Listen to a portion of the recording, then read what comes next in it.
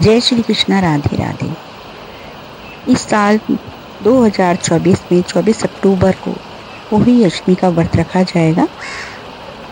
ये 1:18 पर सुबह स्टार्ट होगी और 25 अक्टूबर 2024 को सुबह 1:58 पर ये समाप्त हो जाएगी। इसलिए उदय तिथि के अनुसार 24 अक्टूबर को पोही अष्टमी का व्रत रखा जाएगा। पोही अष्टमी पर हर माता अपनी संतान की लंबी आयु, सुरक्षा, उनके सुखी जीवन के लिए करती हैं। पोही अष्टमी का व्रत निर्जला होता है और इस दिन माताएं चौ माता और होई माता की पूजा करती हैं। इस वर्ष पोही अष्टमी 24 तारीख को है, जो कि वीरवार को है। पोही अष्टमी के दिन महिलाओं को मिट्टी से जुड़े कार्य और प्याज लहसुन का सेवन नहीं करना चाहिए। पूजा विधि में होई माता का चित्र बनाएं और गणेश जी की पूजा करना अति आवश्यक है। व्रत करने से पहले व्रत की विधि को सही ढंग से जान लें। वही माता की पूजा के लिए विशेष पूजा सामग्री हैं, जैसे कि जल से भरा कलश रखे, कुमकुम, चावल, मिठाई, दुर्वा और सिंघाड़े, और ये गन्ना होता है वो भी ज़रूर रखना होता है पूजा के टाइम हमें।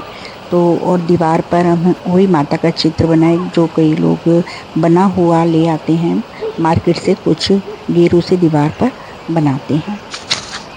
वही माता की पूजा का समय सूर्यास्त के बाद होता है। इस समय माता वही का ध्यान करके पूजा विधि के अनुसार आरती और प्रार्थना करें। पूजा के बाद ही व्रत तोड़ना चाहिए। वही अष्टमी के दिन खासकर अपने बच्चों की लंबी उम्र और अच्छे स्वास्थ्य की कामना करें। संतान की सुरक्षा और समृद्धि के लिए वही माता से प्रार्थना करते हैं, और जिनके कोई संतान नहीं है वो भी वही माता से प्रार्थना करती हैं कि हमारे संतान हो। हमें पूजा के टाइम सबसे पहले गणेश जी की कहानी करनी चाहिए, उसके बाद हुई माता की कहानी। गणेश की कहानी। एक बुढ़िया थी, वे बहुत ही गरीब और दृष्टिहीन थी। उसके एक बेटा और एक बहू थे। वे बुढ़िया सदैव गणेश जी की पूजा किया करती थी। एक दिन गणेश जी प्रकट होकर उस बुढ़िया से बोले, बुढ़िया माँ, तू जो चाहे सो मांग ले। बुढ़िया बोली, मुझसे तो मांगना नहीं आता, कैसे और क्या मांगो। गणेश जी बोले, अपने बहू बेटे से पूछकर मांग ले। तब बुढ़िया ने अपने बेटे से कहा, गणेश जी कहते हैं तू कुछ मांग ले, बता मैं क्या मांगू। पुत्र ने कहा, माँ तू धन मांग ले। बहू से पूछा तो बहू ने कहा, नाती मांग ले।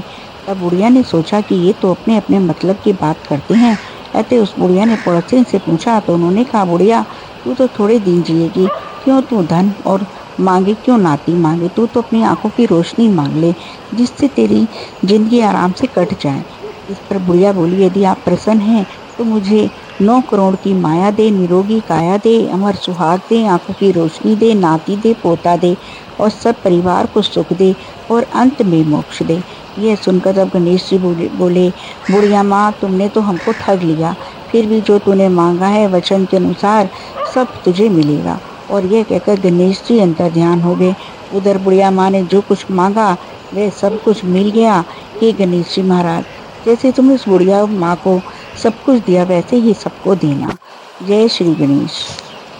वही माता की कहानी। अब हम इसके बात करते हैं, जो मैं आपको अपने नेक्स्ट वीडियो में आपको वही माता की कहानी बताऊंगी।